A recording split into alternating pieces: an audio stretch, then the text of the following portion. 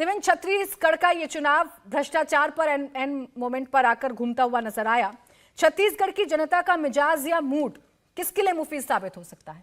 आमतौर पे देखें तो छत्तीसगढ़ के लोग प्राची सामान्य जीवन में भी बहुत ज़्यादा वोकल नहीं होते हैं और राजनीतिक तौर पे और ज़्यादा वो चीज़ें दिखती हैं। लेकिन जो चीज़ें ग्राउंड पे समझ में आ रही थी इस बार के चुनाव में, आप देखें तो 6 महीने पहले की अगर आप बात करें तो ऐसा लगता था कि बीजेपी आसपास भी कहीं नहीं है। बीजेपी कर्नाटक में भी हारी, बीजेपी हिमाचल प्रदेश में भी हारी, लेकिन छत्तीसगढ़ में बीजेपी की जो स्थिति थी बहुत ज़्यादा फिसड्डी, बहुत ज़्यादा खराब। और इस बात का अंदाजा आप लगा सकती हैं कि नंद कुमार साय जैसे नेता ने जब बीजेपी छोड़कर कांग्रेस ज्वाइन किया तो बीजेपी के बहुत सारे नेताओं को इस बात की भनक तक नहीं थी।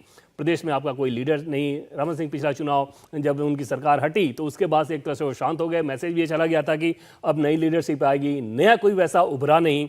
भूपेश बघेल दूसरी तरफ ऐसे थे जो कि बहुत स्मार्ट कम्युनिकेशन में विश्वास करते हैं और लगातार उन्होंने मैसेजिंग ये जारी रखी। और जैसा कि पहले आपने कहा कि छत्तीसगढ़िया सबसे बढ़िया ये जो मैसेज चलता है उससे उन्होंने अपने आप को जोड़ के रखा और उस छत्तीसगढ़ के स्वाभिमान को अपनी छवि के साथ उसे जोड़ दिया। दूसरी तरफ सांस्कृतिक उत्थान के लिए बहुत सारे कार्यक्रम किए तो वो नैरेटिव भी जो बीजेपी चलाती थी उसे भी उन्होंने लपक लिया। कुल मिलाकर बीजेपी ने 6 महीने पहले तक खुला मैदान दे दिया था और भूपेश बघेल लगभग 4.5 साल उसी मैदान में चलते रहे। पिछले 1.5 महीने में तकरीबन आप कह सकती हैं कि बीजेपी ने कोशिश जरूर ये की है कि माहौल बनाने का, और उस कोशिश का फायदा ये होगा कि जैसे पिछली बार बस्तर रीजन में सिर्फ बीजेपी अगर 1 सीट जीती थी तो इस बार उसकी सीटों में इजाफा होगा। 7 से 8 सीटें तक जीत सकती है। बावजूद इसके कांग्रेस से वो पीछे रहेगी। इस फेज में जो चुनाव हुआ है वहां पर बीजेपी बस्तर रीजन की तुलना में ज्यादा बेहतर करने की उम्मीद कर रही है। लेकिन पिछली बार के चुनाव में बीजेपी की स्थिति इतनी खराब थी कि उसमें इजाफा हो कि अभी बहुत कुछ हासिल नहीं होने वाला है। और ऐसा लग रहा है कि बीजेपी को जो काम करना चाहिए था छत्तीसगढ़ में वो उस रूप में नहीं कर पाई। सरकार बनाने के लिहाज से, सीटों के लिहाज से अगर आप देखेंगे तो हो सकता है कि 100% का इजाफा हो जाए, यानी कि पिछली बार जितनी सीटें थी उससे दुगुना बढ़ जाए। लेकिन समझा जा सकता है कि सरकार बनाने को लेकर बहुत कुछ हासिल होने वाला नहीं है। और ये बीजेपी की जो अंतिम में आपने देखा कि महादेव ऐप को लेकर जितनी चर्चा हुई तो वो शहरी क्षेत्रों में ही वो चर्चा सीमित रही। और शहरी क्षेत्रों में ऑलरेडी पिछली बार की तुलना में इस बार बीजेपी अच्छा कर रही थी, तो कांग्रेस को इसका बहुत ज्यादा नुकसान हो गया। छत्तीसगढ़ में ऐसा नजर नहीं आया। समीर जी, जो आखिरी वक्त पर कोशिश भारतीय जनता पार्टी ने की इस हाथ से निकलते हुए चुनाव को फिर से अपने ग्रिप में लेने की, क्या ये कोशिश विनिंग फैक्टर के तौर पर साबित हो पाएंगी? क्या बीजेपी यहां पर सत्ता में वापस आ पाएगी या भूपेश बघेल को हराना मुश्किल है?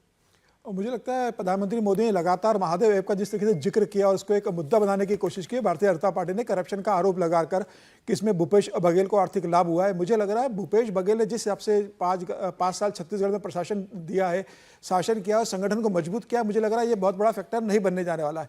भूपेश बघेल ने छत्तीसगढ़ के अंदर जिसे धान की कटोरी भी कहा जाता है, किसानों को अपने साथ बहुत जोड़ के रखा। उसके अलावा उन्होंने महतारी जिसे छत्तीसगढ़ कहा जाता है कि यह माँ का प्रदेश है, वहाँ उन्होंने बहुत फोकस किया। इसके अलावा उन्होंने लेबर डे के दिन, आदिवासी दिवस के दिन छुट्टी की घोषणा करी, तो उन्होंने वहाँ के आदिवासी और पिछड़े लोगों को अपने साथ बहुत जोड़ के रखा। वो पूरे 5 साल ये बात का जिक्र करते रहे कि ठाकुर रमन सिंह ये लोगों को बताते रहे कि अगर भाजपा आएगी तो ठाकुर मुख्यमंत्री बनेगा, और अपने आप को ओबीसी और उन्हीं लोगों के बीच का बताकर वह जनता के बीच ओबीसी और ठाकुर के बीच की एक बात करते रहे। मुझे लग रहा है जिस तरीके से भूपेश बघेल ने 5 साल वहां काम किया और साथ में जो उप मुख्यमंत्री है टीएस सिंहदेव, जिनके साथ उनका मतभेद रहा था कि 2.5 साल मुख्यमंत्री बने रहेंगे, आखिरी समय में उन्हें उप मुख्यमंत्री बनाया कांग्रेस ने और दोनों ने मिलकर जिस हिसाब से चुनाव लड़ा है, मुझे लग रहा है कांग्रेस इस समय बेहतर प्रदर्शन करेगी।